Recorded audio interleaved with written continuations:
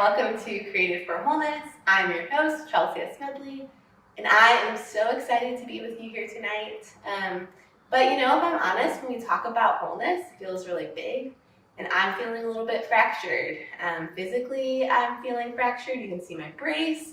Emotionally, I'm in transition, and I think a lot of us feel this way, this fracturing in our world and our society, whether we're feeling that through hearing about systemic injustice all around us, or the natural disasters that are wreaking havoc, literally breaking apart buildings, or the ways that we're deconstructing our faith and experiencing division in the church. Like, we are all longing for wholeness. And I think that Jesus meets us in the midst of all of those things.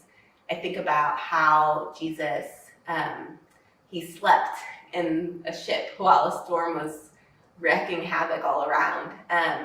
And when he woke up, he didn't ignore the storm, but he calmly said, "Peace, be still." And so when we think about this wholeness that we're going to talk about tonight, it's that nothing missing, nothing broken shalom of Jesus that doesn't ignore the things that are happening in us and around us, but that enters in and kind of fills in that gap between earth and heaven, that brings unity and integration and peace. So we're going to hear from 9 speakers, and they're each going to talk for 9 minutes each. And in the same way that the Israelites looked back and saw how God was at work in the past and how that gave them a sense of his presence in their circumstances and a hope for the future, we're going to talk about wholeness in 3 kind of ways. What does it look like to be rooted in our heritage and in God's faithfulness in the past? What does it look like to restore our presence with God, ourselves, and each other? And then how can we together reimagine our flourishing? So I'm really excited to hear what our speakers will have to say on all of those things. But before that, I want to give you an opportunity to continue to journey with us, right? We want this to be a conversation. We are pursuing flourishing and wholeness together as a community. And so we have a feedback survey. If you would take a moment to fill that out, that would help us know how we can better journey alongside you. And so you can go to crew.org/creative4/survey. The link is also in the chat. And then you can also be entered to win a really sweet giveaway that includes books from our speakers. So there's, the Abuelita of Faith by Kat Armas, Orphan Believers by Sarah Billups, Carved in Ebony by Jasmine Holmes. We have Voices of Lament, which has a contribution from Renee Begay, and the First Nations Bible. And then also you will win a bag of coffee from Mosaic Coffee, and Timothy Isaiah Cho is the head roaster there. So you don't want to miss it. Head over to the link, and there will be 2 people that will win at the end. And so we're really excited for that. So now we're going to hear from our first 2 speakers, Rasul Berry and Kat Armas, and they are going to help us to see God's presence in the midst of exile. And so Kat Armas is the writer of Abuelita of Faith, which is a book that I loved. And I just so appreciate the way that she allows us to look back at the lives of women who have been marginalized, both in scripture and in our own lives, and see how their experiences of survival, of the wilderness, of the unknown, how God used that to develop an embodied faith and an embodied wisdom in them that we can all learn from today. So I'm really excited to hear from her. And then after that, we will hear from Rasul Berry, who is a pastor in New York and also a content director at Our Daily Bread Ministries. And he will kind of help us see in the current exiles that we're experiencing, how we can experience God's presence and perseverance. So how we can see those current exiles as a place of God's provision and presence. So I'm really excited to hear from both of them. Hello, Created For. I'm Kat Armis, author of Abuelita Faith and the forthcoming Sacred Belonging, and I'm so happy to be with you today, especially to talk to you about being rooted in our cultural and spiritual heritage. Although I'll be honest, coming to a place of rootedness in who I am has not been an easy journey. I think this is true of a lot of us who bear colonial wounds and whose histories carry a lot of trauma. I think rootedness is also hard for those of us who've experienced exile. You see, exile is a complicated way of life. I know this because my story is shaped by both a physical and a spiritual exile, like many of our stories probably are. In one way or another, our journeys are marked by periods that define our leaving one place, one way of being, one way of knowing, and traveling to another. Sometimes we experience exile from the religion or ideology of our upbringing. Some of us are exiled from our countries of origin, our cultures. Now, my own family's exile began in the 60s when my abuelo or my grandfather arrived to the States on a small lancha or a small boat after a week-long journey in the Atlantic, escaping political unrest in his country. My family believes it is the stress and trauma of this reality that killed him only a few years later. After his death, Abuela, my grandmother, was left widowed, taking care of her mother, her children, her grandchildren, and raising me in our Roman Catholic immigrant community. Now, Abuela had a beautiful and vibrant spiritual life, dedicating her life to her faith and to the church. But one thing I've realized is that Abuela was just as dedicated to her survival as she was to her faith in the church. And while the dominant culture might not see those as one and the same, my study of the Bible and my look into history and my leaning into what I like to call an abuelita or a grandmother faith has proved otherwise. I've learned that we don't need to over spiritualize survival to make it holy. Survival is a sacred endeavor in and of itself. But as I got older and began to pursue my own spirituality in spaces very different than that I was raised, and also when I began to pursue formal theological education, I began to believe that the spirituality that formed me as a kid wasn't legitimate because it was formed in this survival, in the everyday lived experiences of those within my community trying to make sense of exile. And I soon began to distrust the sacred moments I had with Abuela and my community because it didn't fit the mold of what it was supposed to look like. But you see, what I found is that this rootedness in survival does not at all take away from a rootedness in God. In fact, it is in that very survival that God is most intimately acquainted with God's people, where God's heart is beating most fiercely, where theology in lo cotidiano, in the everyday, takes place. Now, in order to embrace this sort of faith, this grandmother faith, the faith of our ancestors, we have to understand why it's been overlooked in the first place. Many of our abuelas, our ancestors, have been othered because of the language they speak, their accent, the color of their skin, their cultural customs, their lack of Western education, their socioeconomic status, and or their gender. But it is precisely because of these things that our ancestors, spiritual and physical, carry a wisdom within themselves far beyond the dominant culture's ability to understand. In fact, I argue that it is our abuelitas whom we must look to as a source of wisdom and knowledge. Now, the Bible talks a lot about wisdom, right? It says to find it, get it, keep it, love it. But what exactly is wisdom? What is knowledge? Who is wise? And most importantly, who gets to say, right? You see, the dominant culture has long made the rules about what is knowledge and what is not, who is wise and who is not, positioning itself as the possessor and thus teacher of knowledge, silencing anyone outside of its bounds. But there's this post-colonial thinker I love who argues that justice in our world is not possible without cognitive justice, without the ability to recognize the different ways of knowing and being by which people across the globe live and make meaning of their existence. And friends, I love this because I believe that in order to root ourselves culturally and spiritually, we must recover the diversity of ways of being and knowing in the world, the myriad of ways our ancestors possessed a wisdom that is embodied, one birthed from survival. You see, this faith, this raw, this real, this grassroots faith isn't intellectual, right? Like it's not something you read in a book. It's a faith intimately connected to the body and the land and the community. And it's this embodied faith of our ancestors, our foremothers, our abuelitas, spiritual and biological in scripture, history, in our own lives, that I'm seeking to reclaim as a way for us to experience wholeness. Robin Wall Kimmerer, she's a botanist and member of the Citizen Potawatomi Nation, explains that in indigenous ways of knowing, to know a thing doesn't mean to know it just in our minds, but to know it intuitively. To really know something, you must know it emotionally and spiritually. In fact, in Hebrew, the word for wisdom is chokmah, and it implies applied knowledge, the kind of wisdom a skilled artisan who excels at their craft possesses, an embodied wisdom that creates and sustains. And this is the wisdom that is referred to in the Bible, friends.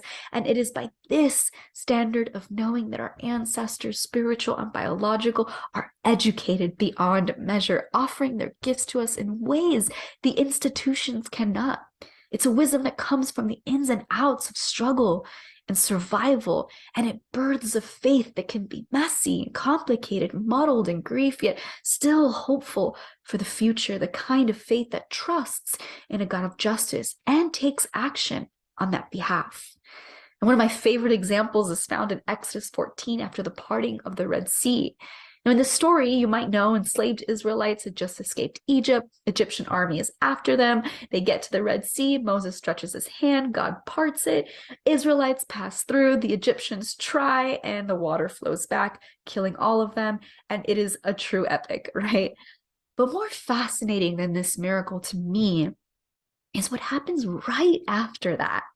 See, the prophet Miriam, Moses and Aaron's sister, takes a timbrel in her hand and leads the entire nation of Israel in song and dance as a response to God sparing their lives. Now, I love this for so many reasons. For one, this isn't the only place we read of folks dancing before God. In fact, this was a legitimate form of worship, not just for Israel, but across peoples throughout history. In fact, the Asaro tribe of Papua New Guinea has a beautiful saying that says that knowledge is only a rumor until it lives in the muscle. And friends, it is Miriam who leads and serves her community by allowing their knowing to become a full-bodied expression of joy and liberation and celebration before God. This is the embodied wisdom of our ancestors, the kind that leads to community flourishing. But here's the wisdom that I find to be profound. Miriam did this while they were still in the wilderness, while still in unsure, unfamiliar terrain, while still in exile. You see, Miriam didn't have to have all the answers to hold sacred, embodied, and intimate space for her community and her God through her timbrels and her song. When we talk about the wilderness, we often use it as a spiritual metaphor of hardship or distance from God. But if you notice, God calls all of the major characters in Scripture to the wilderness on purpose, not to suffer, but to be transformed. It is in the wilderness and exile that Moses and Hagar meet God, where Isaiah and Job and Abraham and Ezekiel and Jesus and Paul encounter pivotal moments with God. It is where Rizpah changes the course of history, where Miriam finds a miracle worth celebrating. Friends, what if there's more to exile and more to the wilderness than we've thought? And here's where Miriam's wisdom goes deeper. She didn't just lead her community in song and dance while in exile, but friends, she was prepared to do so by literally carrying instruments with her, anticipating that God would perform a miracle or that there would be something to celebrate. See, this is the wisdom birthed in survival. A wisdom that anticipates the goodness of God, even in exile, for the sake of ourselves and our community. So, friends, I invite you to think of all the ways you can root yourself in this kind of faith, a faith rooted in our bodies and in our ancestors, a faith that leads to collective flourishing. Thank you.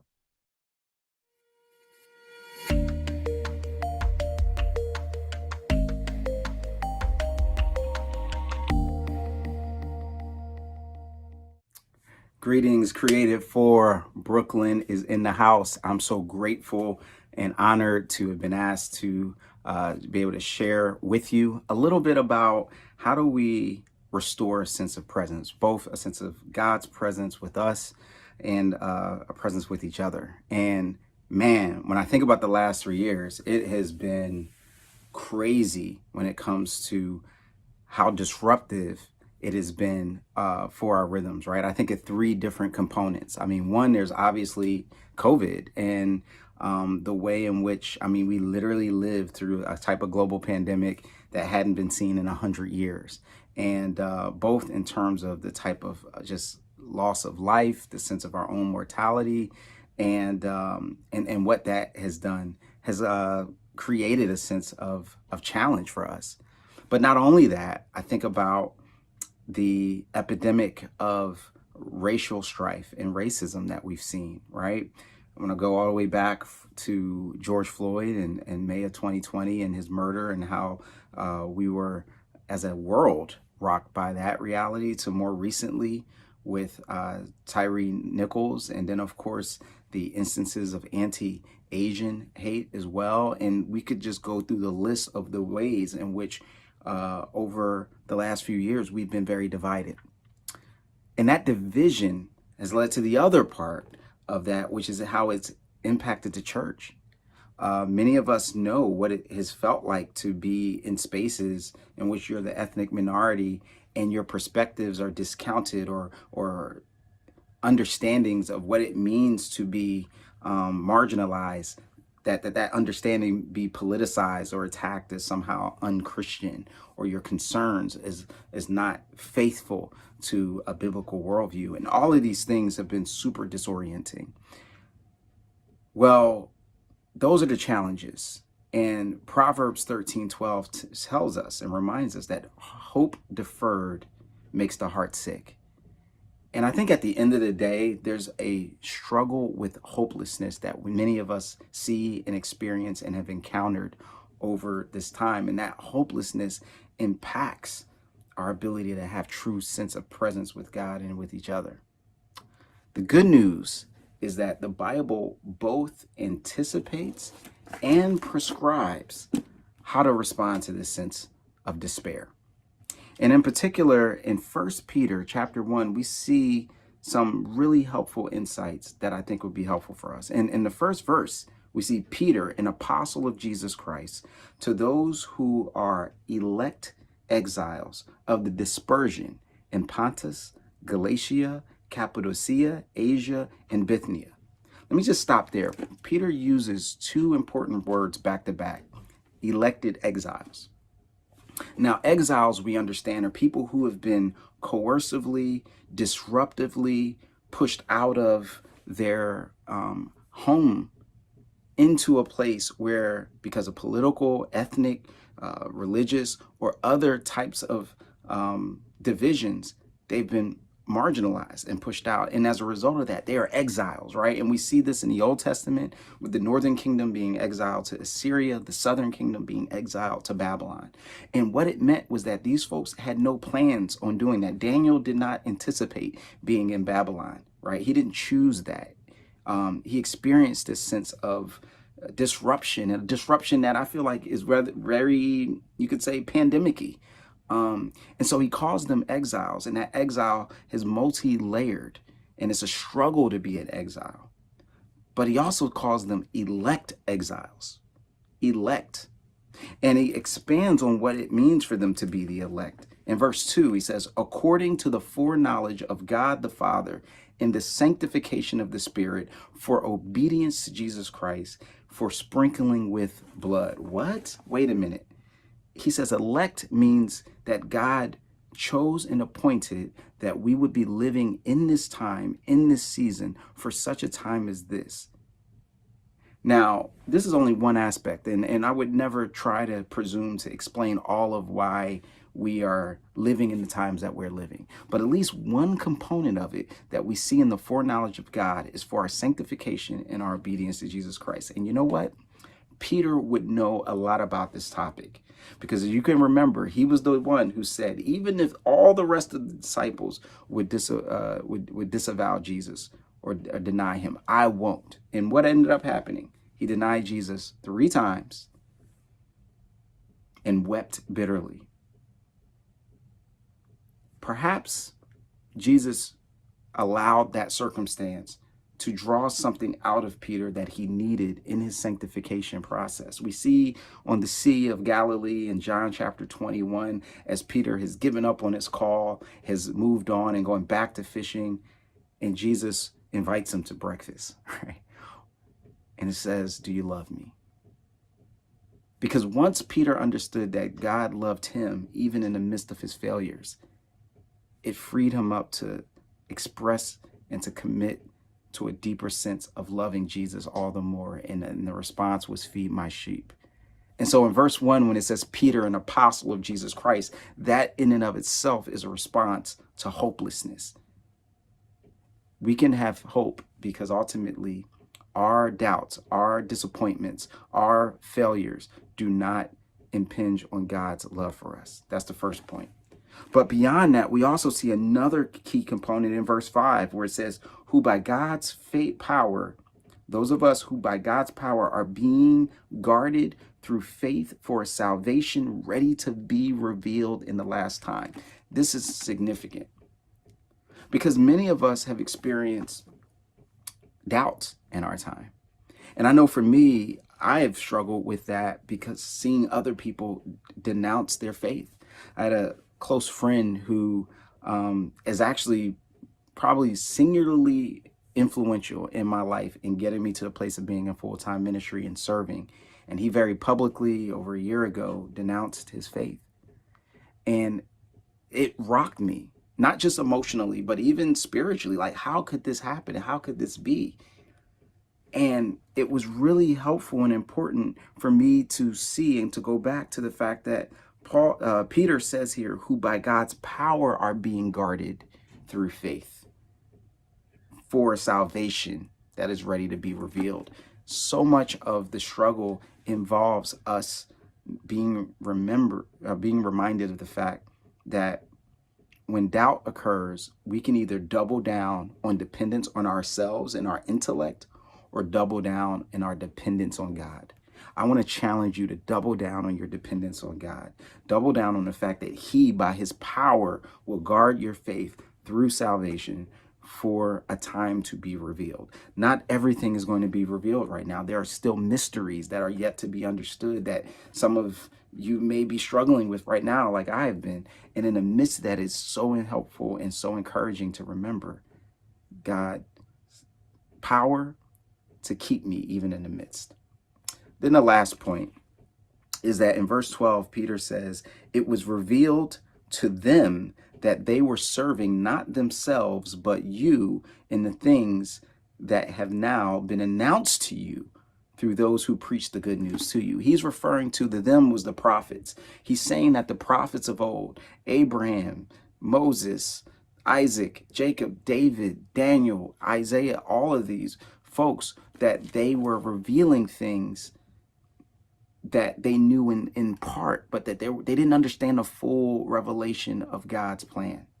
And the reason, and he says that they were essentially revealed that for our interconnectedness as a community, our faith needed to be joined together. What's the point? The point is that we need each other.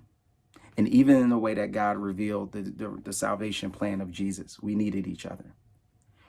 Part of moving from hopelessness into hope, part of moving from a sense of absence to presence, is to recognize we also have to go from isolation to interdependence. We need each other. And I don't just mean we need to physically be together. That's part of it. But it also means I need to share my struggles, share my burdens, share my doubts with others in community so that God can restore us as we are dispersed and bring us together as exiles who still worship and serve the King. Created for, that is my hope and my prayer for you and for me and for all of us as we travel in these times. And I know that as we do that, we will experience and encounter God in deeper ways. Blessings to you.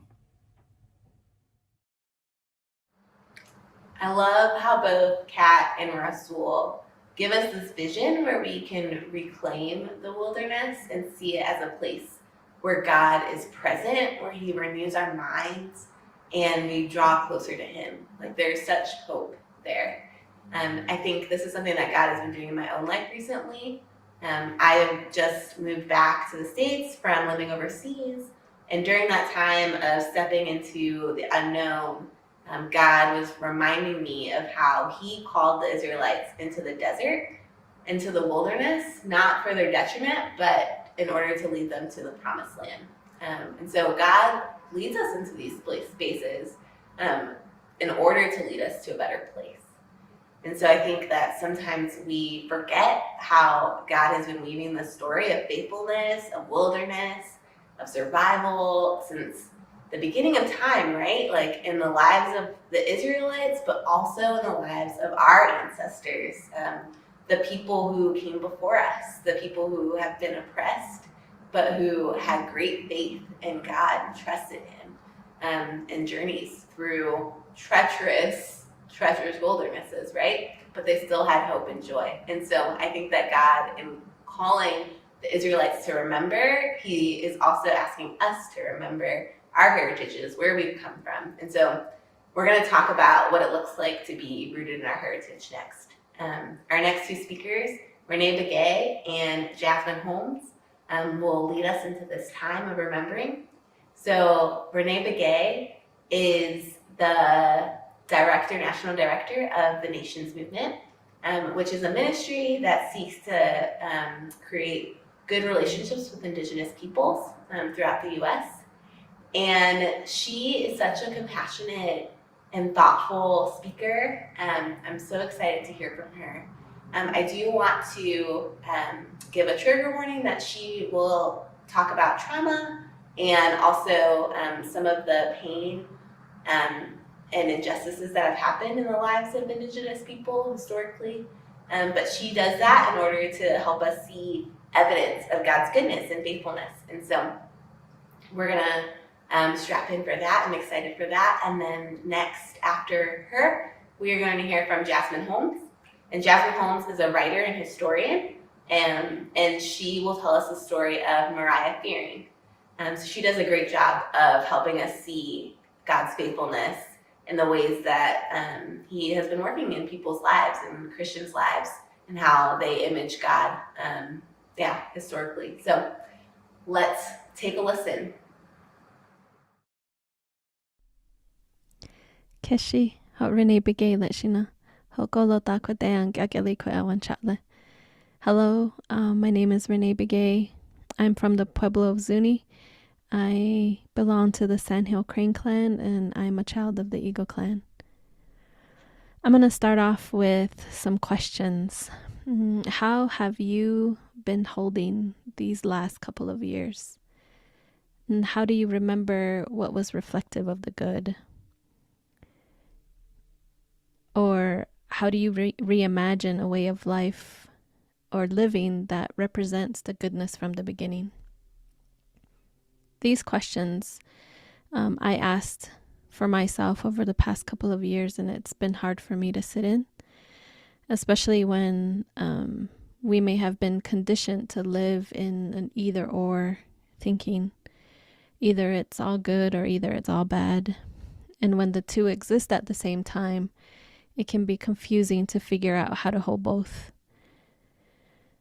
Or when we've been conditioned to live in a time perspective that caters only to the future and only toward moving on, instead of acknowledging the pain of the present and the past, I felt bad about not moving on like everyone else. But something in me has reminded me that our histories are just as valuable as the future. So I've been digging deeper and growing in my awareness of trauma for the past, I would say 8 years as a ministry worker. And at first I was observing how trauma was affecting other people and their decision making. At the time, I didn't have words or even just know how to bring understanding to what I was seeing. But as I was learning more, I started seeing how trauma had played a part in my story. And I just wasn't aware of it. Or there were times that if I think back to my memory of living minute by minute through traumatic experiences, but at the time I was maybe surviving that moment, but I hadn't fully named what was happening to my body when it came back up. So there's probably moments these past couple of years where we've all felt that, we could relate to it, where our bodies are still recovering over what was experienced 2 years ago, yet it's 2 years later. So the first question that I had been wondering, if it was even okay to ask, was, can we go back? Can we go back and talk about the things that shook us? Can we go back and talk about the things that devastated us? Can we go back and talk about the things that froze us in time? And maybe in my head, I was thinking, once we acknowledge what has happened to us, then there could be an opportunity to make room for the memories and the practices that continue the tradition of goodness that Creator instilled in us. After learning more about the parts of trauma, I began to ask a second question. Can we go back and look for the practices of resilience? Can we go back and look for the practices of health and well-being? For me, that kept our Indigenous people living in a good way. You can change the question to personalize it however you want for yourself. So this is what I have been thinking about, because there had been things that my people have done, not just to survive, but to laugh and to enjoy life, even after 100 years of attempted genocide and erasure to our Indigenous identity. It got me thinking of practices and traditions, and things that have kept our people living in a good way. And I acknowledge that traditions can be a very complex conversation for many of us, especially if we have experiences where our traditions, our traditional ways have been dismissed or misunderstood. For example, many tribes were banned within here. The tribes in the United States have been banned from practicing their traditions of dancing, their traditions of speaking our language, traditions of wearing our cultural attire, our regalia, and even banned from participating in ceremonies. This was banned and illegal up until 1951. And so in light of this, I looked into the scriptures with these two questions that I had been having. Can we go back? And I started asking, how did God call the Israelites to remember and acknowledge their past? What traditions and practices did God ask of the Israelites? And you don't have to go too far into the scriptures to know that there were times where God asked the Israelites to proclaim. God asked the Israelites to sing about his greatness. So a physical practice of singing. God asked them to remember their roots and their history. He wanted them to remember who called them and led them. He wanted them to remember how he set up boundaries for them. And the only way that they could remember these roots was by asking their elders and generations before them for the stories. And so these practices and traditions were encouraged to help the Israelites to look back and to see God's faithfulness. So tying in the scripture to my experience, I began to look for evidence of God's faithfulness within my community. And as I started to ask my Indigenous elders these same questions, what were these practices and traditions that our people have done over the centuries? And I think the Holy Spirit sensed my desire and began bringing example after example of how Indigenous peoples have practiced resilience as remembrance, how Indigenous peoples have practiced self-determination for the future. So many examples were things like continuing the cultural practices of speaking my language, helping my daughters take part in their cultural dancing, farming and caring for the seeds in the Zuni traditional way. And the big one for me that has a very intimate memory was prayer. As a little girl, my grandpa would wake me up every morning and we would go outside, we would greet the sun, and we would pray. And once I acknowledged that this tradition was a practice of the goodness that Creator set in me, I began to continue it in gratefulness. Not all the things that I've been experiencing these past couple of years, it wasn't erased. The memory is still there. The hardship is still there. But there was gratefulness that was also created within that, remembered during that time. And even up until now, it's a gift that I can pass on to my daughters like my grandpa did for me. And I want to be sensitive to those who may not know their story beyond their generation, or for those who are making sense of multiple stories. I want to acknowledge that, and I hope that you forgive me if there was any sad feelings that came up from that, or any aches that you weren't necessarily expecting. But I'm praying that as you take the courageous step of learning more about your own story of identity, that the Holy Spirit will gladly take part in weaving those things together with you. If you do feel stuck, exhausted like I am, traumatized, and this feeling of knowing that things aren't quite the same, I hope you know that you have something that was already set in place by Creator that attests to the dignity, the humanity, and the goodness of your heritage. Your heritage has practices of resilience that can be unearthed and continued.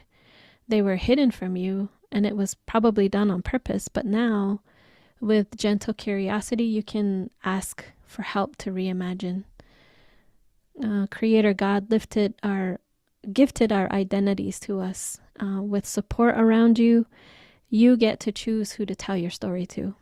And for those of us who are blessed to hear it, we get to affirm and celebrate the values that were set in place by Creator's delight. Even when the world fails to appreciate you or fails to see your identity, you can be proud that Creator sees you in all your nuances and intricacies. He made you and delighted in you. And in the places where your humanity is ignored or misused or erased, look back to the stories and the practices that made you human. Call out to Creator to help you remember the goodness of His creation. Thank you.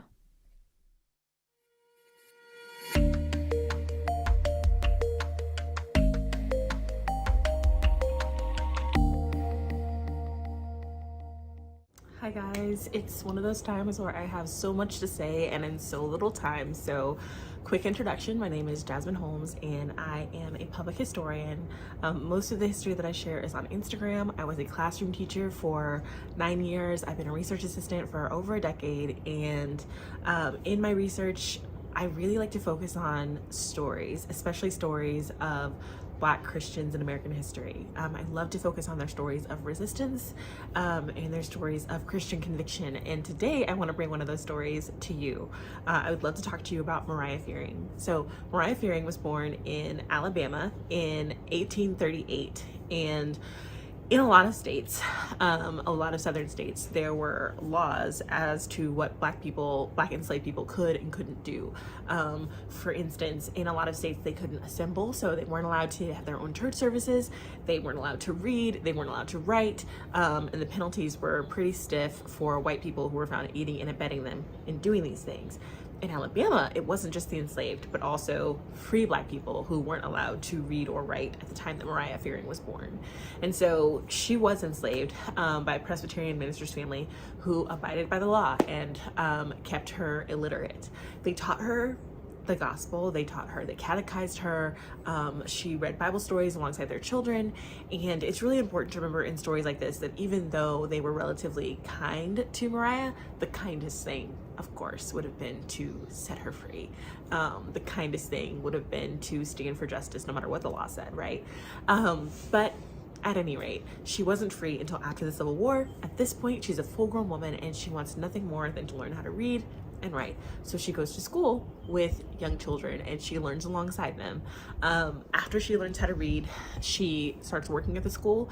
She also does some other domestic labor, things that she did while she was enslaved, she's now getting paid for. So eventually, Mariah does so much of this domestic labor that she's able to earn enough money to purchase her own home, which is an incredible feat for any woman of the period, let alone a woman who started out her life as an enslaved person. And so she's bought her own home, she's working for this school, she has a pretty good life, and she's happy. But then William Henry Shepherd comes and speaks at her school. William Henry Shepherd is a black missionary to the Congo. He wasn't the only black missionary to Congo. There were actually quite a few. Lulu Fleming, Althea and Alonzo Brown Edmiston, the Shepherds, and a couple of others are working at different missions in Congo. And so William tells all of these stories, and he tells about how treacherous it is to work in the Congo. At this time, King Leopold of Belgium has colonized the Congo. And this is like the 1870s, 1880s, 1890s, and it's trendy to colonize African countries. And so all Leopold wants is to be part of this trend and to like get his piece of the pie and his piece of the wealth. And so though he never physically visits the Congo, he enacts a regime that is built on extracting as much wealth possible from the Congo. And the wealth that he extracts is rubber, so rubber mines. It is estimated that in his reign of terror, King Leopold was responsible for the deaths of up to 10 million Congolese men, women, and children. And to put that into stark relief for you, it's estimated that 6 million Jewish people were killed during the Holocaust, 11 million people in total if you include all of the other people that Hitler's reign of terror targeted. And so we have 10 million in the Congo, 11 million in the Holocaust, 15 million in Russia during the reign of Stalin. And so it's up there, right? It's up there in numbers. One of the harshest punishments that King Leopold exacted was that when men and women didn't meet their quotas in the rubber mines, they could lose a limb, right? Lose a hand, lose an arm. And so there's lots of pictures of William Henry Shepherd standing with young people who have lost limbs in King Leopold's rule of the Congo. William Henry Shepherd is a huge part of bringing worldwide attention to the abuses carried out in the Congo. And another black journalist visited the Congo, and watching the reign of King Leopold there was when he coined the term crimes against humanity. Okay, so just to give you like this picture of what Mariah witnesses and what she sees being talked about by William Henry Shepherd. And yet still, she wants to go. She feels called to go. And so she goes to the missionary association that sent William Henry Shepherd, and she asks for them to send her. And they say, you're 50, it's a little bit old. Now, I know, but 50 is different in this time period than it is now, although she lived to be 99, but anyway. So Mariah ends up selling her home so that she can finance her own missionary journey. And she makes the treacherous journey to this treacherous place. She has to cross an ocean. She has to cross rivers. There's this mode of transportation where a chair is like elevated on the backs of like 4 men. She's sitting on this chair and going through the jungle to get to the Congo. And so she goes and she sets up a home called Pantop's Home for Girls, but she also helps rescue young boys as well. It's wild, just the crazy nature of living in Congo, this constant conflict that's happening from King Leopold, his soldiers, the fact that he employs Congolese soldiers, and Mariah is having to do insane things like trade a pound of salt for a child's life. Like, it's insane. And she works for years and years, and she pours her life out to such a degree that by the time she gets sent back to America for medical leave, she has no more teeth left in her mouth, right? Like, she has poured her life out to that extent. And so she goes back to Alabama several years later, and she never makes it back to the Congo, but she saves up money so that even if the Lord ever calls her, she has enough money to get back overseas. She dies at the age of 99, still teaching, still loving the Lord, And one of the best biographies that's written about her is by Althea Brown Edmiston, who worked with her and saw her up close and personal in the Congo. The reason why Mariah's story is so important to tell is because a lot of times when we talk about Black Christians, when we talk about Christianity in general, let's not even say Black Christians, when we talk about Christianity in general, there is an accusation leveled against Christians for allowing chattel slavery to happen and participating in chattel slavery and being some of the premier voices making excuses for chattel slavery. And so the question then becomes, how could somebody who was enslaved, who was not allowed to read and write by Christians, grow up to become a Christian who then helps translate the Bible into the language of a quote unquote unreached people group? Like, how does this happen?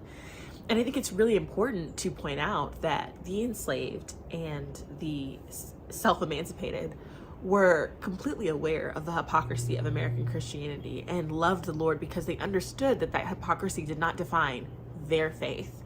Frederick Douglass says that he loves the biblical Christianity, the Christianity of Christ. He hates the women whipping, cradle plundering Christianity of America. So he understands the difference. And so I think it's so important to find heroes like Mariah and to find people who frame the Christian faith in ways that were completely consistent. I think it's really important to find new heroes so that we can differentiate between the hypocrisy that happened by and large in the nation and the faithfulness of God that was displayed in the lives of so many of the oppressed.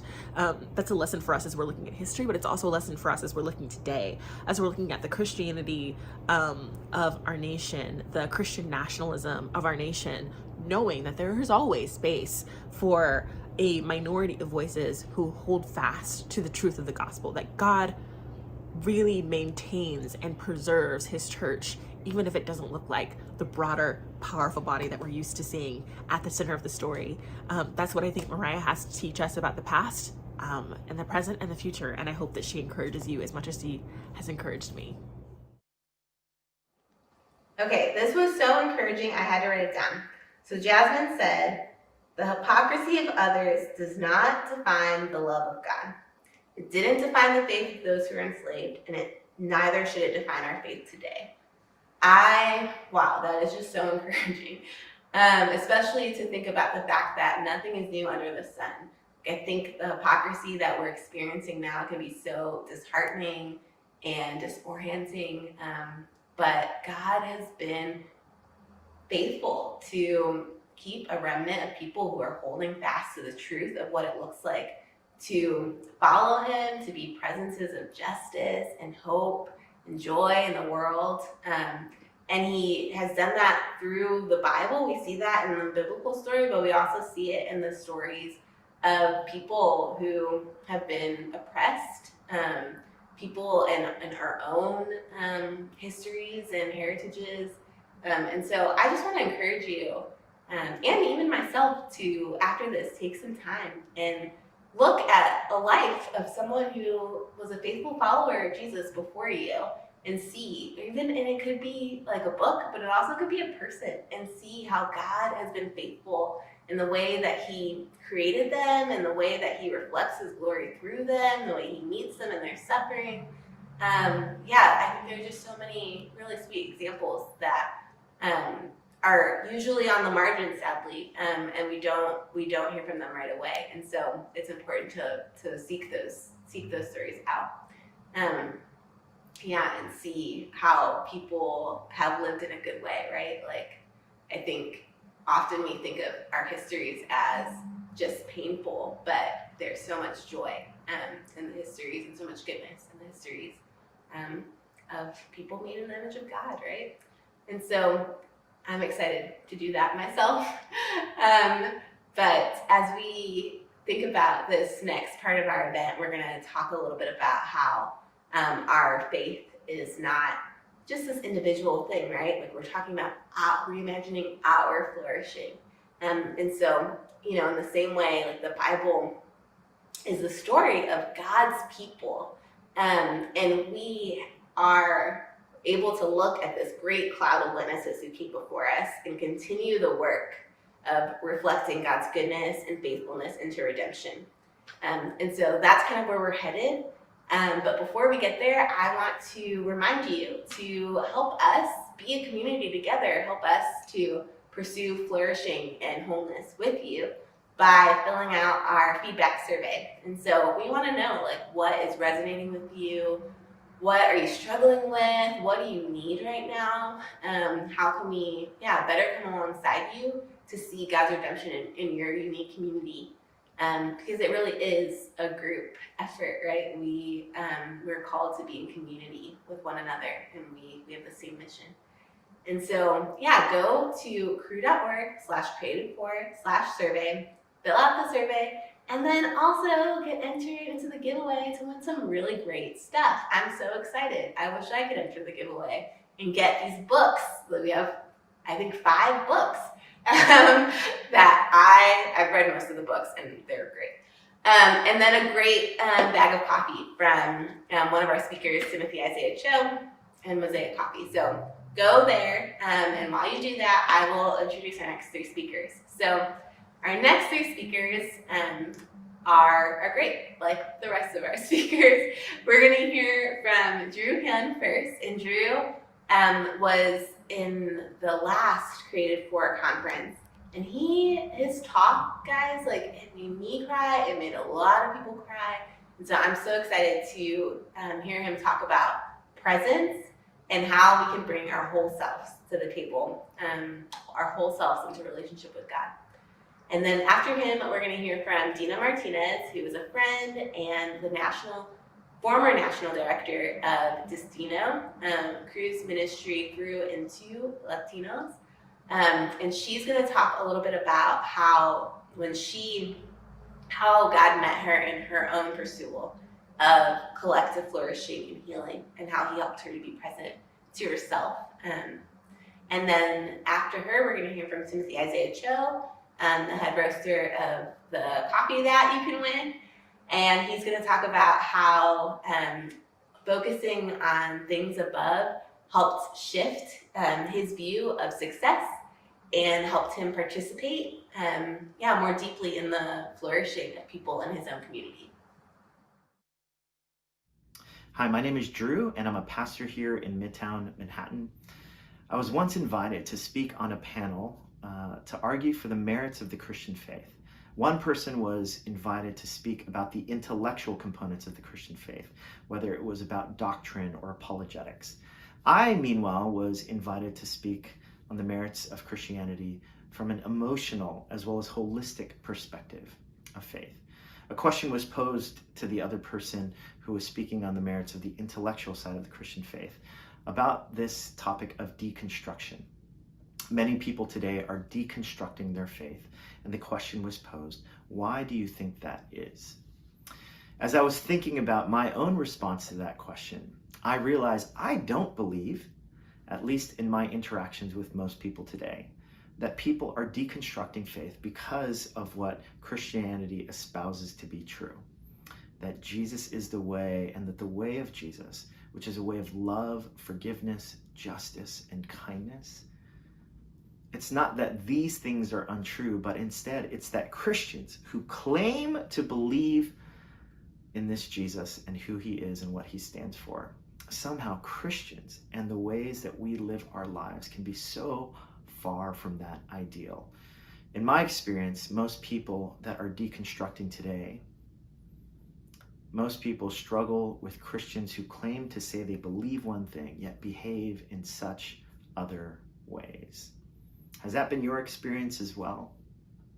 You know what's crazy is there's this moment in the early church in Acts chapter 5, and it's the stunning story that comes in the birth of the church. The Acts of the Apostles is this historical narrative of the early church. Here's what Christians believe. Jesus died, and then he resurrects from the grave, and he appears to more than 500 people, and this movement is born as people begin to spread the good news of Jesus. They can't ignore the fact that they saw this Jesus who died and has resurrected from the grave. All sorts of supernatural things start to happen. Miracles are done. The sick are healed. People begin to speak with great boldness and proclamation of God's love, his kindness, his grace. One of the miracles that happens is that people begin to sell their possessions and give to those in need. And we come to this story in Acts chapter 5 of this couple named Ananias and Sapphira. And here's what's stunning about it. Up to this point, the church is booming. Thousands are being added to the number of the church. People are starting to sell their possessions. You can imagine the scene. People start to cheer on this radical generosity that's being birthed out of this community of Jesus followers. And there's this moment where Ananias and Sapphira, they actually sell their property, but they don't give the full amount to the church. They keep some of it for themselves. And so Ananias comes before Peter, who's one of the early leaders of the church, and he gives this donation, really. And Peter asks, is this the amount that you sold your property for? And Ananias says, yes. In other words, he lies to Peter. And all of a sudden, Ananias drops dead. Sapphira comes later on, and Peter asks the same question. Is this the amount that you sold? And I remember reading this passage and be like, Sapphira, please don't lie, don't lie. And she says, yes, it is. And then she drops dead. And it's this sobering moment in the early church. And in the midst of reading this, I'm like, what in the world is going on? You know what's so stunning about that is there are so many different sins in the early church that we read about in the different letters of Paul and in these other historical accounts in the book of Acts. And yet it's this sin that all of a sudden there's a sobering moment. Now, I used to think when I first read this passage that the sin that Ananias and Sapphira was guilty of was the sin of hoarding and greed. I remember reading that and thinking, I need to sell everything and give it away.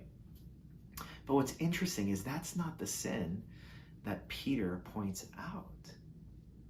It's not the sin of greed. Well, what is it? It's a sin of lying. Or to be more specific, it's actually the sin of presenting myself as being holier than I am. The text almost suggests that Ananias and Sapphira, if they had simply come to Peter and said, like, listen, there are some spiritual all-stars around here, but honestly, I'm really struggling with this thing about giving everything away. I want to be generous, but it's been hard to make ends meet at home. Peter, here's what we can give right now. And if Ananias and Sapphira had simply done that, there would have been grace for them. But somehow, there's this sin of lying or of presenting myself as being more spiritual than I truly am. You know what's stunning is this text reveals to us that God doesn't necessarily expect us to be perfect, but he expects us to be honest. And if there's one thing that we need for this burgeoning community to exist and to function in the early church, and the one thing that God will bring his attention and our attention to when it comes to it, is the sin of lying, of not being honest people. Now, here's something I need to confess. As a Christian professional, as a vocational minister, this is one of the hardest things because it is so easy for me to lie. I try to give this pretense that I'm somehow holier than I am. I remember one of the first times I was actually preaching on this text, and I was making this point: God expects us to be, doesn't expect us to be perfect, but he expects us to be honest. And I remember as I'm preaching this, in the middle of it, I lost my place in my notes. So I start to freak out a little bit. And as I'm freaking out, looking for my place in my notes, I just start saying stuff like, whenever I read this passage, God just speaks to me. God is so good and holy and amazing. And meanwhile, I'm just scanning for my notes. Oh my goodness. I went home that night and I remember I couldn't sleep, but I was exhausted. And as I was praying before God, I realized here was the irony of that situation. Here I was preaching about how God doesn't expect us to be perfect, but he expects us to be honest. And here I was lying my face off in front of everyone, trying to act more spiritual than I truly am. Gosh, there's this pressure to somehow have it all together. One of the areas in which we often ignore or we don't allow God in is the area of our emotional lives. In fact, Pete Scazzaro, in his book, Emotionally Healthy Spirituality, he says it's impossible to be spiritually mature while remaining emotionally immature. Now, here's what he means by that.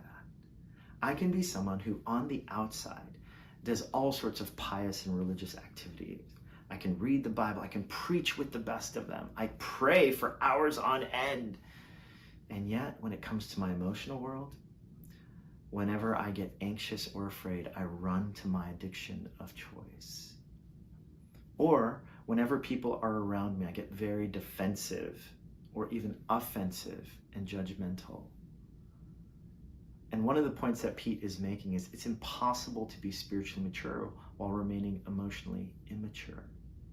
One of the images that we use in emotionally healthy discipleship is the image of an iceberg. An iceberg, 10% of an iceberg is above the sea level. So only what is visible. So if you see this incredibly enormous iceberg, the reality is 90% of an iceberg is actually below the surface. And in many ways, when it comes to Christian faith, we allow God only to affect that 10%. The parts that we can almost manufacture, the behaviors that we can do on the outside, but rarely do we allow God into that 90%, into the emotional areas of our lives, into our woundedness, into the areas of our family of origin that we want God to transform.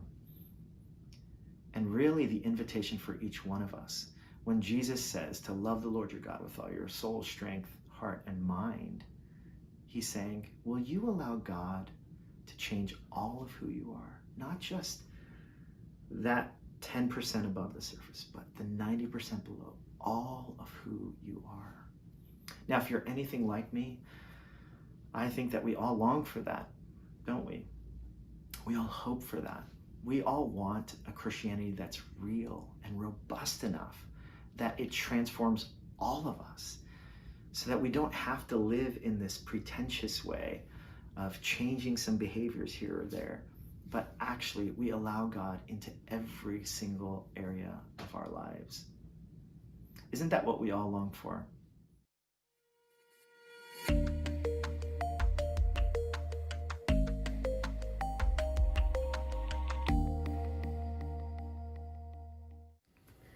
Hi, my name is Dina Martinez, and I'm thankful to be here with you guys today. Today I get to share a little bit about what collective flourishing could look like and has looked like on my personal journey. I have been on staff now with Crew for 13 years, and I've worked with Destino for most of my time with Crew. But in the last month or so, I've decided to transition off staff, and will be taking a 6-month sabbatical. In the last 2 years, I've been on a journey of what it looks like to live life more holistically and to be able to pursue rest and health and collective health for everybody in my community. I grew up in South Central LA, where it's like a high crisis environment.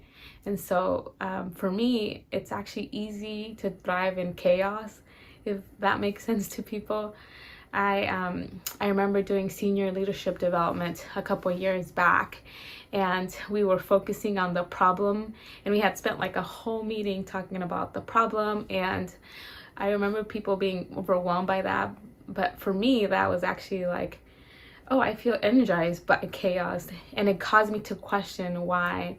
A lot of that comes from my background, so I knew that that's probably why I thrive in chaos, just given the environments that I was in.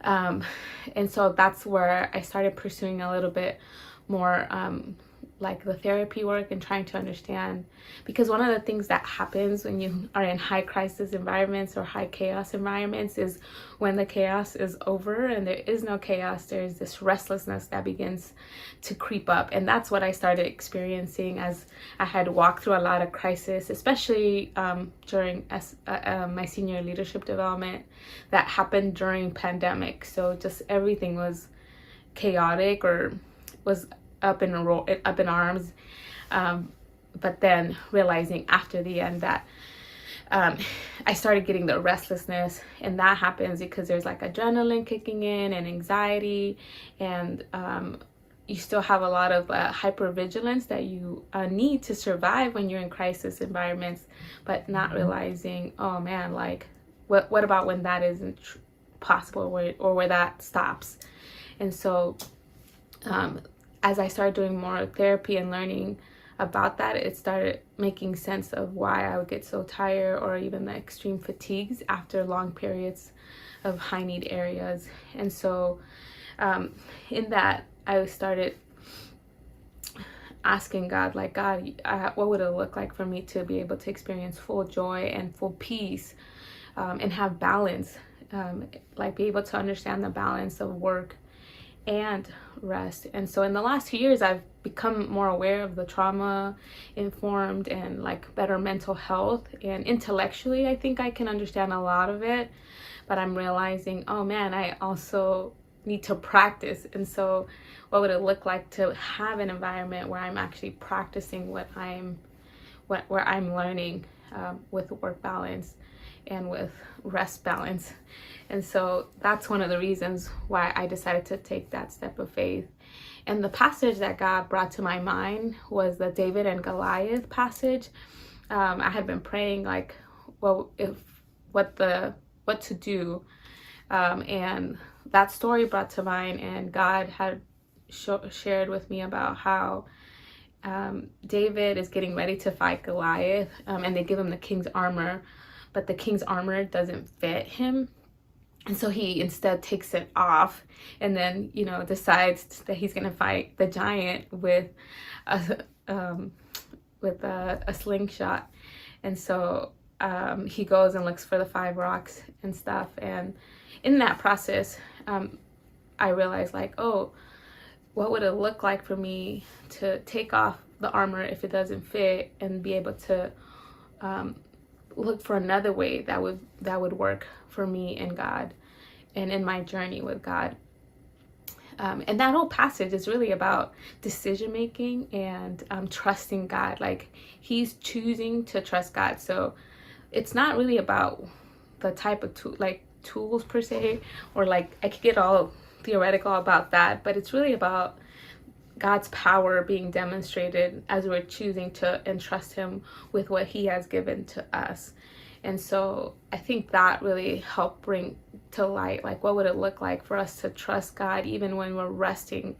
And what would it look like for me to trust God with for my community and with my community, even when we're in high crisis, to be able to still rest, to be able to center rest, and choose that as a form to trust God, and to be able to experience his goodness and his power, and relying on his power more than my power. And as I've taken that step of faith, it's been really hard, to be honest. I think it's really, even like choosing to step away from ministry and from like work, it's shown me my own lack of trust in God, and like my reliance on myself sometimes, and my own skill sets.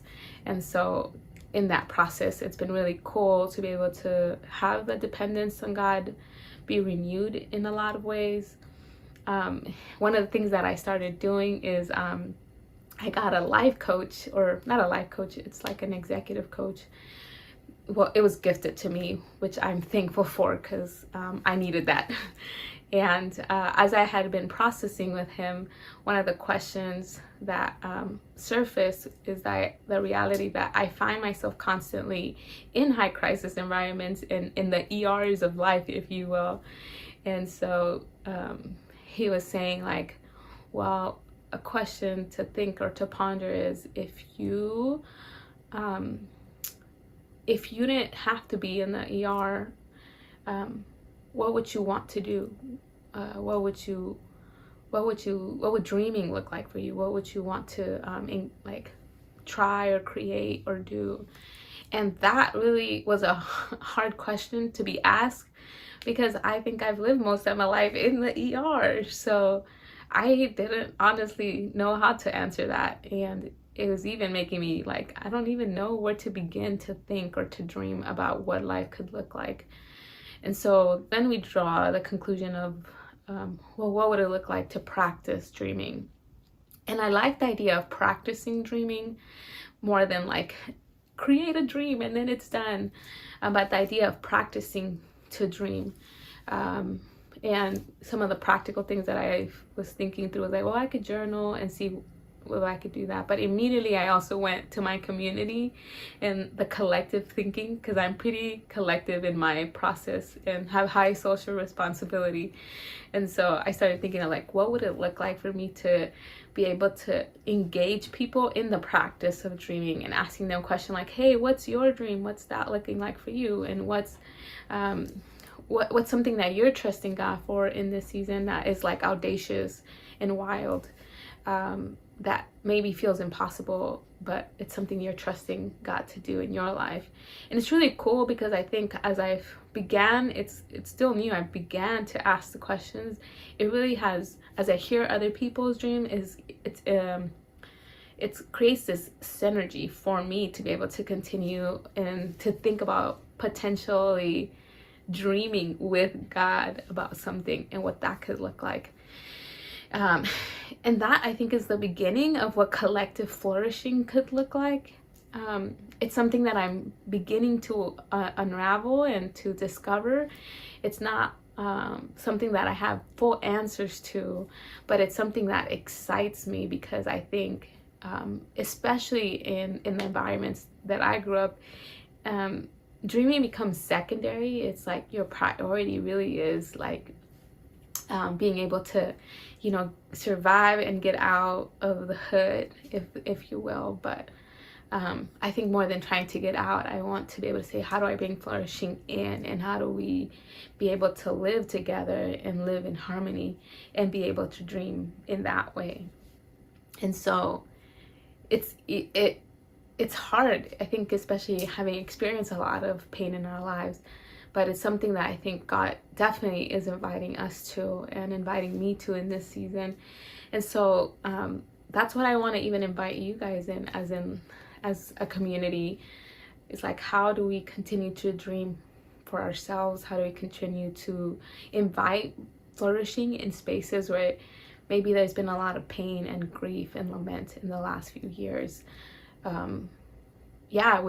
Would you guys continue to take the steps of faith with me as we discover what that could look like, and make space for self-care, making space for rest, making space for us to be able to trust God through those things. And so I pray that you guys would be able to uncover what collective flourishing could look like for you. I do pray that people would be able to experience what dreaming could look like. I mean, I'm excited for what dreaming could look like for me in the next 6 months. And so I'm trusting God for that. And so we'll see how it goes. Check back on me in 6 months. All right. Thank you for the time to speak.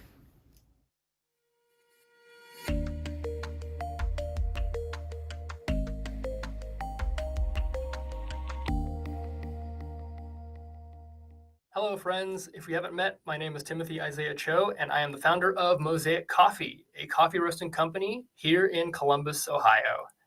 One of the things that sets Mosaic apart is the fact that we are committed to working exclusively with artists and creatives of color who are local to the Columbus metropolitan area.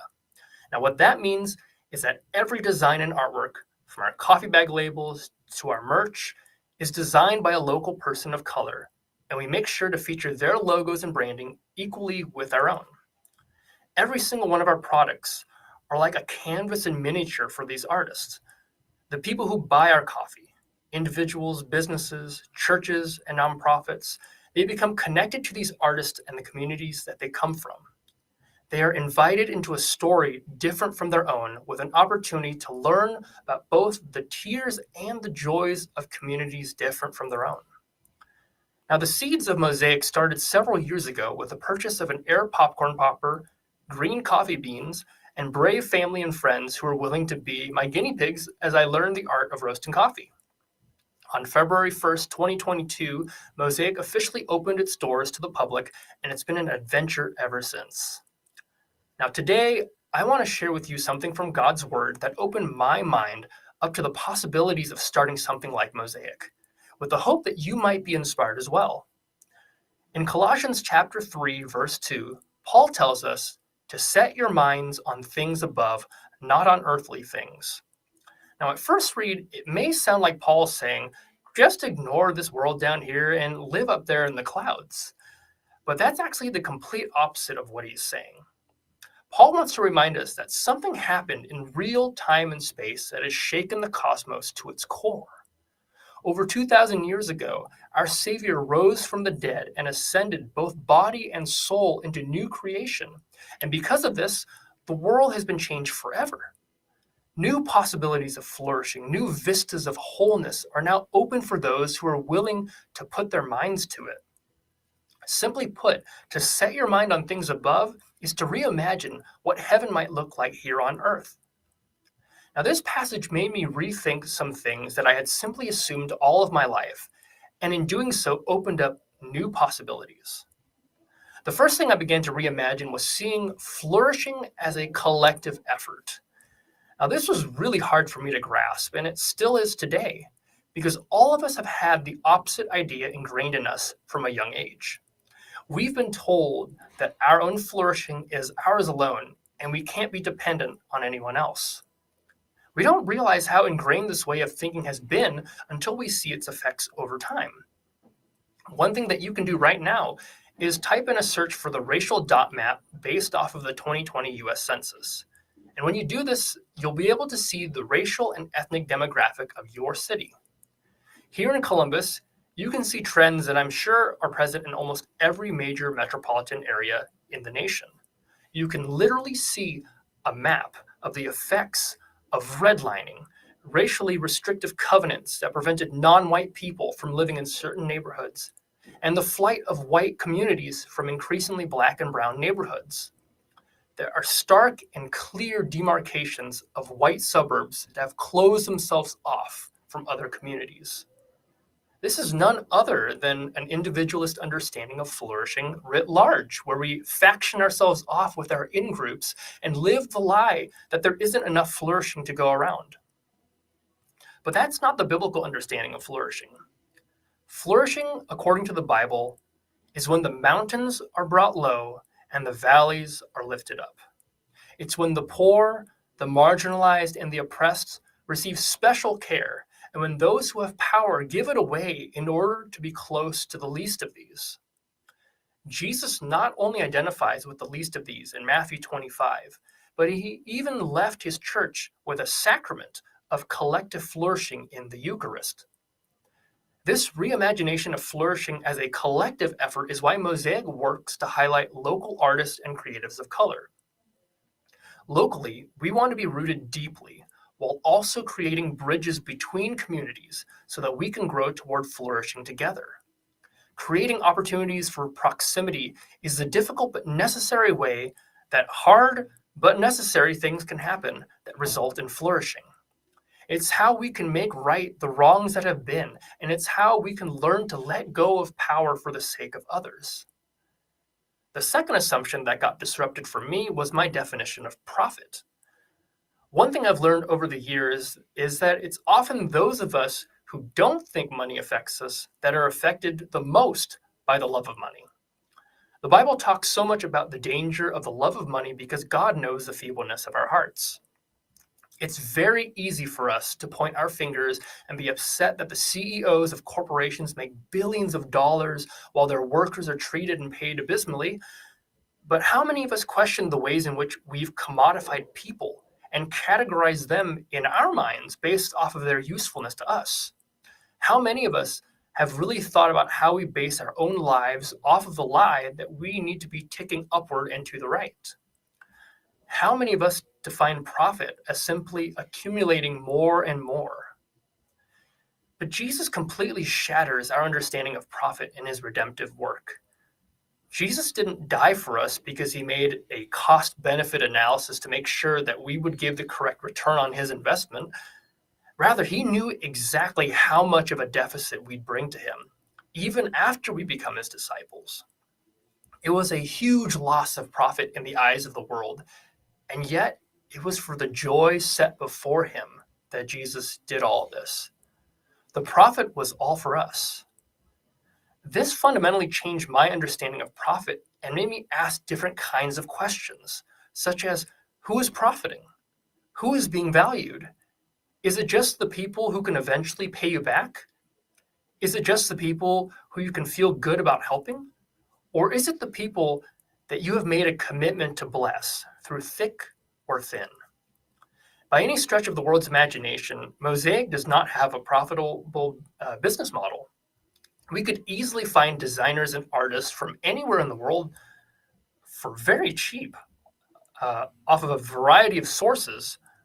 But instead, we're committed to working with artists and creatives of color who are local because we want to use our money locally and tangibly.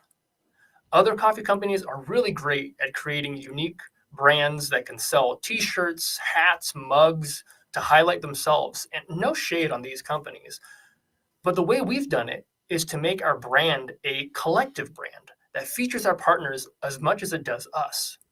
In fact, we want coffee drinkers who buy Mosaic to hire the artists who designed our labels and merch. We want to see these artists highlighted throughout Columbus and the stories of their community given the spotlight. These were two huge assumptions that got turned upside down when I began to set my mind on things above. And maybe these would be a good place for you to start as well. And now to close, I want to be totally honest and tell you that I'm fully aware that Mosaic is not going to change the world by itself. I also know that I'm not a finished product, but I'm a work in process who is always learning, always growing, always reimagining. And because of grace, you don't need to carry the burden of feeling like you need to change the world or be perfect. But what I hope Mosaic does, and what I hope you do too, is inspire others to think outside the box, to reimagine what's possible, and to upend some of the ways that things have always been, to pave the way toward the things that could be.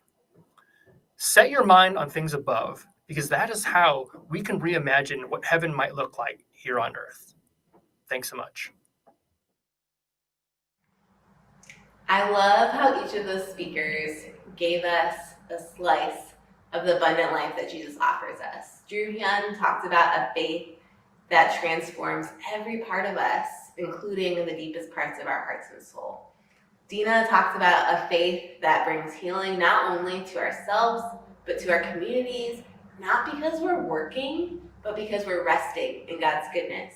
And Timothy Isaiah Cho talks about a faith where wrongs are made right, where justice rolls down like a mighty river, and there's enough flourishing to go around. I hope you guys are as encouraged as I am to hold fast to Jesus and be present to him in the way that he is redeeming all things, and that we get to be a part of it. We get to be embodied reflections of God's goodness in our world. We're nearing the end of the Created for Wholeness conference, and so I am so happy that you're here with us, and I'm also so excited to introduce our next two speakers, our last two speakers. So next we're going to hear from Sarah Billups and Jonathan Tremaine Thomas, and both of these speakers have brought me to tears. I cry a lot, I guess. Have brought me to tears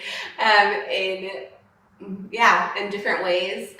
Sarah's book, Orphan Believers, How a Generation of Christian Exiles Can Find Their Way Home, does such a great job of telling us about the realities of the world that we're in, right? We talked about the hypocrisy of our day. How did we get here? This idea of people looking around the church and being like, where is Jesus? But in that, she also just helps us to hold on to hope. And like I said, to be those presences of healing, to be those presences of Jesus's nature in our communities. And then Jonathan Tremaine Thomas is the founder and president of Civil Righteousness. And he just does such a great job of helping us to see the pain points in history and in our present and see God's redemption in the midst of this. And so I think they're both really prophetic voices. And when I say that, I mean that they do such a good job of helping us see God's faithfulness and God's presence in the midst of our current realities and leading us into a brighter future, right? A future of flourishing and hope. And so I can't wait for you to hear from them. Hi, I'm Sarah Billups. I'm a faith and culture writer living in Seattle, Washington, and I'm the author of the book Orphaned Believers. And I'm so happy to have this time with you today. I moved to Seattle 18 years ago after spending my childhood and through my early 20s in Indiana, and I thought maybe the Northwest is a place where my interest in aesthetics and great coffee and beauty, I mean, I'm looking out the window at the Cascade Mountains right now. Maybe this is the place where my faith and my interest in the arts and creativity can all come together as a really wholehearted expression of life with friends.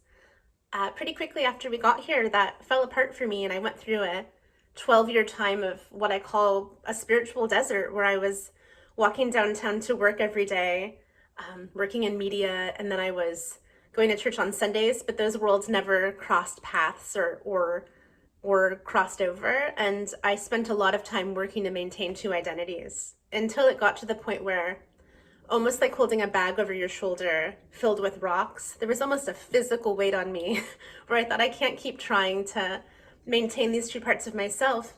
And in fact, there was rest that came when I began to think, God, I'm not in control, and I want to pursue a wholehearted faith and identity in you as your child.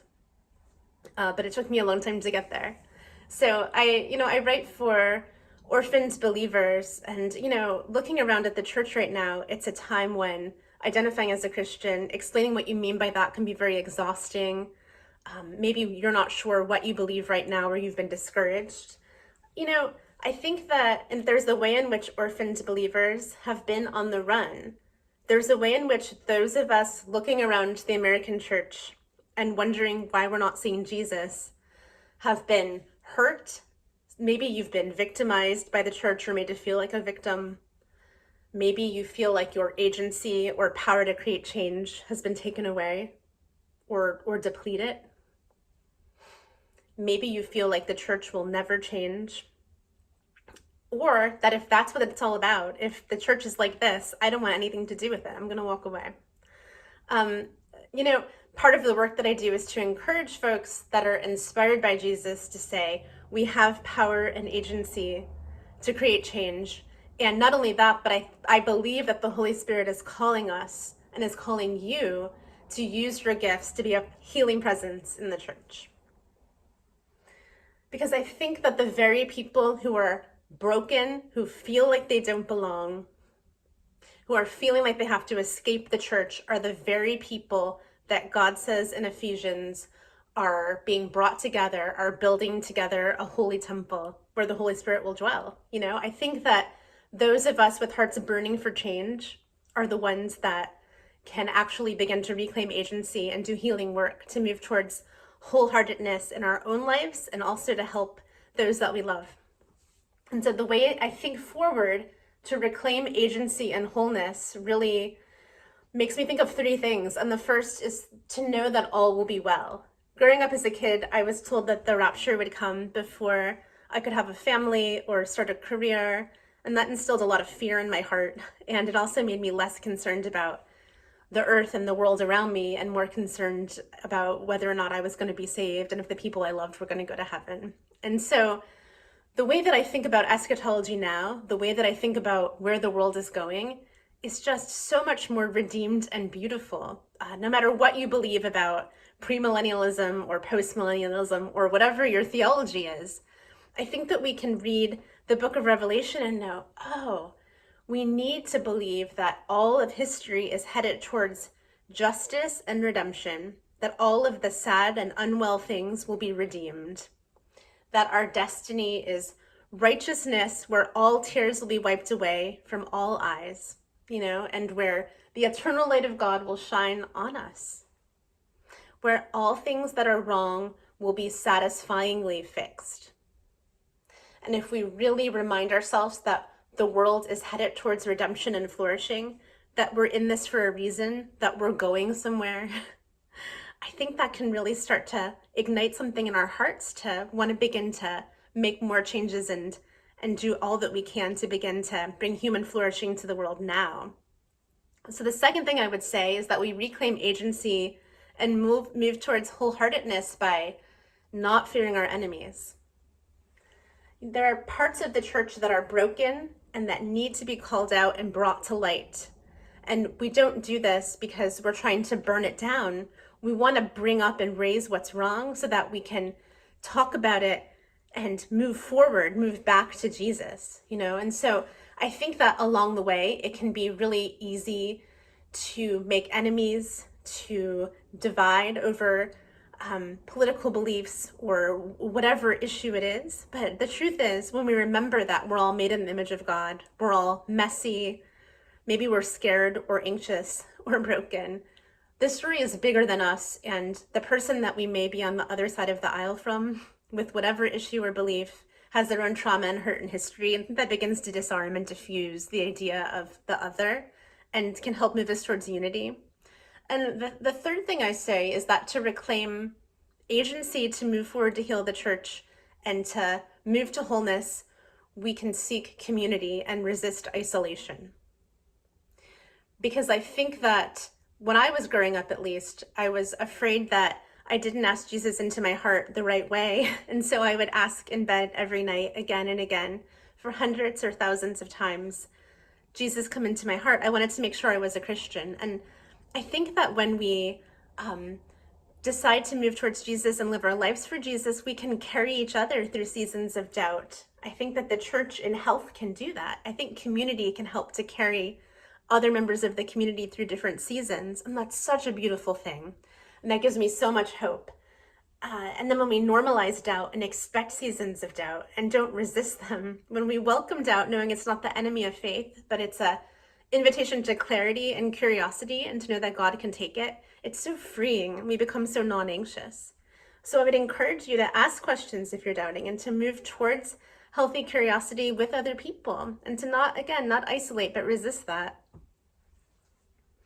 My friend Pat used to bake communion bread, and he'd hold this big homemade loaf in his hands and stand up there and, at church services in Indiana, and he would hold the bread and he'd say, "This is the body of Christ.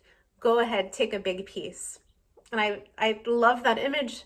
It makes me think of all of the saints that have come before us, all of the saints around the world moving towards Jesus, everybody that will come after us. There's this long line that we're in, and we come to the table and we take a big piece, we dip it in the wine, and we joyfully celebrate that the table is long and that there's room for all of us there, And so I just want to encourage you that as you move towards wholeness, to reclaim agency by knowing that all will be well in the end, by resisting the draw to make an enemy or someone othered, and to move towards community by resisting isolation. It's such a beautiful and wholehearted way to begin to flourish as Christians. And so just know that you're not alone. If you're joyful today, if you are celebrating and feeling like you're in a healthy place with God, that's a grace, and we celebrate with you. If you're in a place where you're doubting or estranged or scared or depressed or worried, that those are the times when Jesus is close, and know that you're not alone. If you can't pray right now, try praying the word help.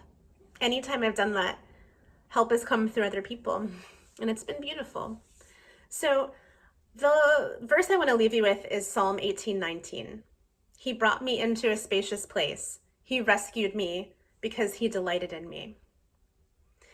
I just want to encourage you to rest in the goodness of God, to know you're not going it alone, and to turn towards and not away from Jesus as we pursue wholeness and the joy and agency that comes from doing the beautiful work of reclaiming the church and moving ahead together. Thank you.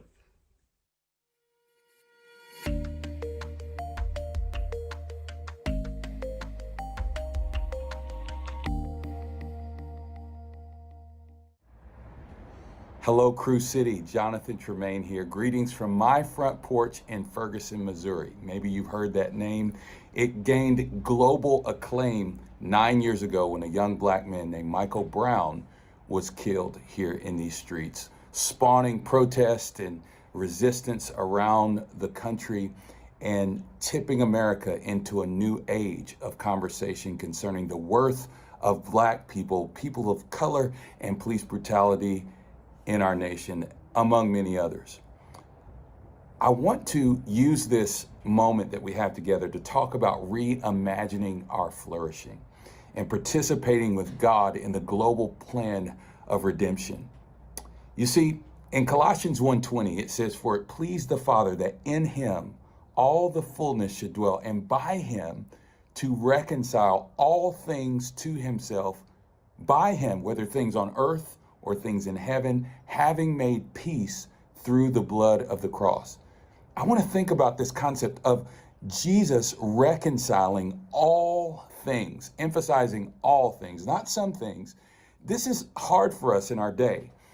How do we reconcile the most painful parts of our history?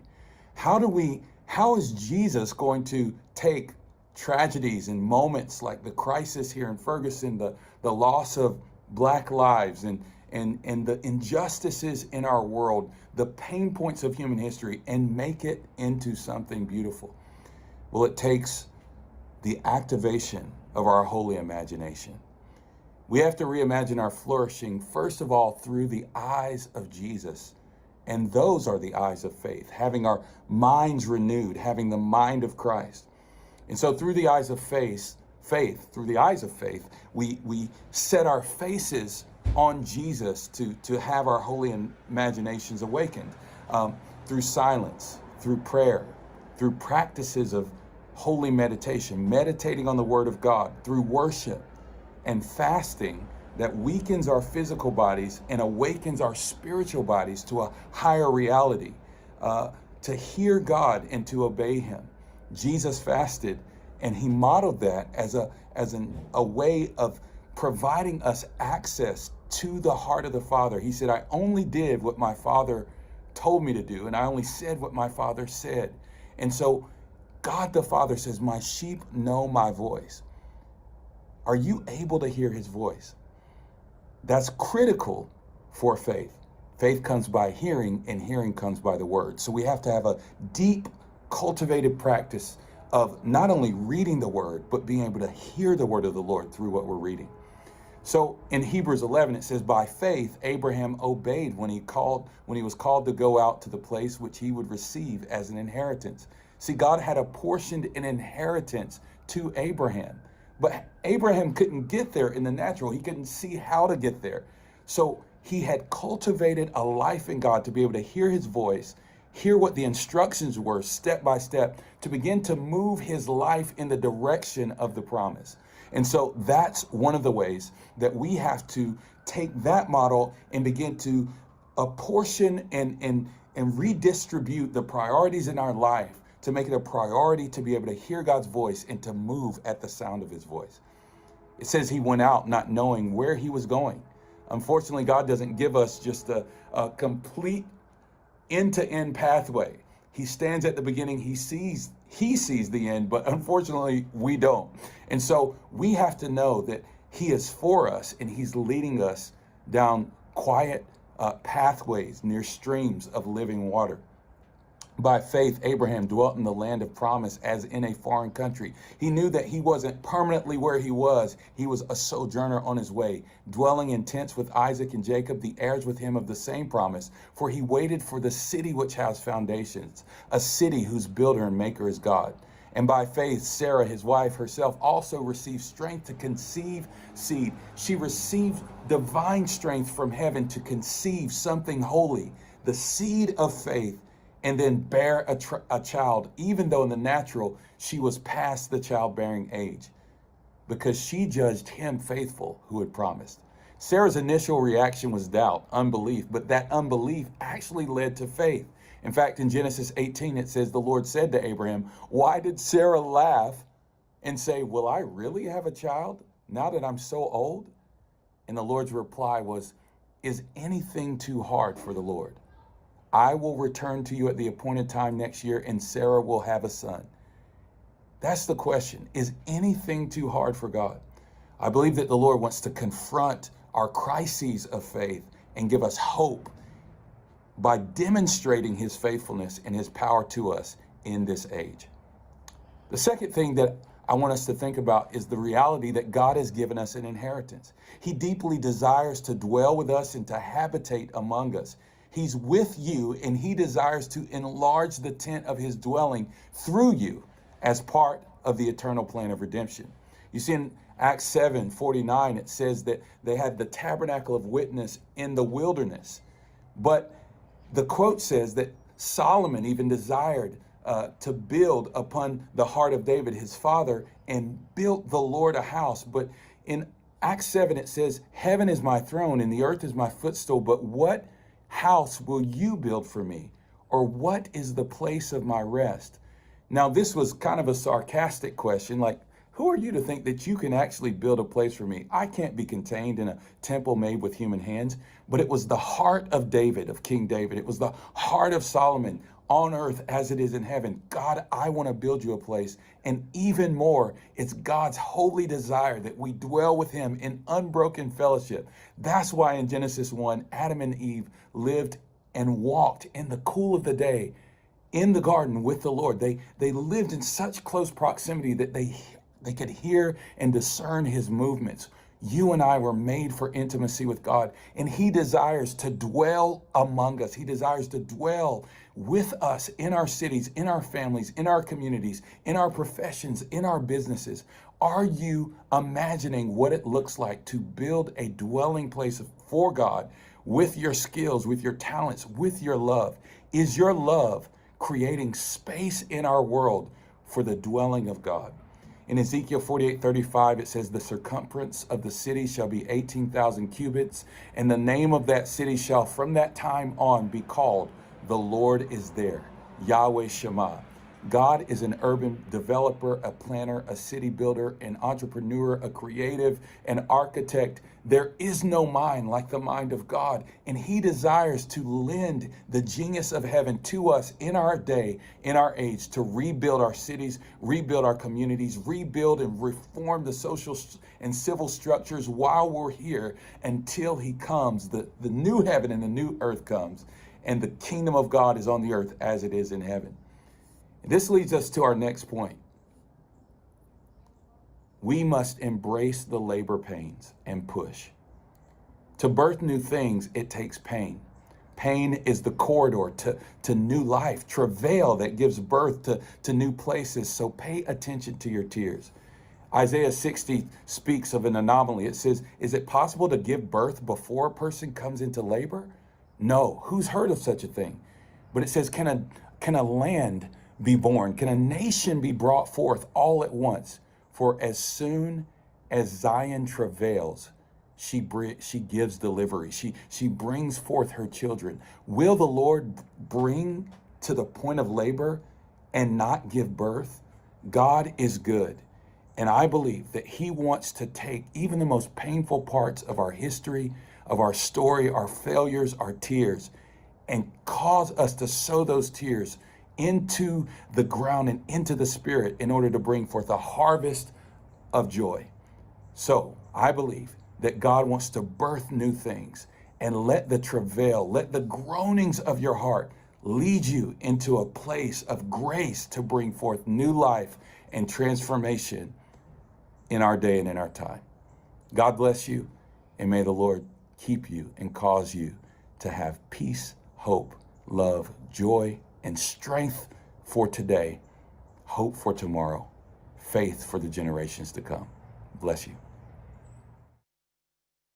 I'm so glad that we ended the night on that note, that we can remember that all of human history is leading towards redemption, and that we are God's dwelling place here and now on the earth. It's just so encouraging and such a vision of what flourishing, what wholeness can look like. And so, it's not over. This event is over, but we're going to continue having these conversations. We're going to continue pursuing wholeness and flourishing so that we can see redemption in all of our communities, so we can better see how God is at work in and through and among us. And so I want to invite you to subscribe to our podcast. Michelle Davis and I are the hosts, And guys, I'm so excited for you to hear these conversations with each of our speakers. We're gonna dig deeper. We're gonna talk about like what it looks like to really be rooted in our heritage. Like we're gonna learn. We're going to learn some practices, some spiritual practices for how we can be these presences of God in our communities, how we can experience Him more deeply. And then we're going to talk about some practical takeaways and challenges each week to help you take a step toward seeing flourishing in your community, toward participating with God, right? And so, yeah, I'm so excited for you to hear. Our first episode will be March 14th, and it's with none other than Jonathan Tremaine Thomas. And I think he just does a really good job of setting up the season and helping us to have hearts that are geared toward the Holy Spirit and how He wants to work in and through us and in our communities. So subscribe to that now. And then also you have time to fill out that survey. And so, yeah, like I said, it will really help us to know where to go from here and how we can best journey alongside you, how we can best hold one another in this this pursuit of flourishing and wholeness. And so it was so great to be here with you tonight. I'm excited for the conversations and the things that God will continue to do in and through us as we pursue Him. Thank you so much, and good night.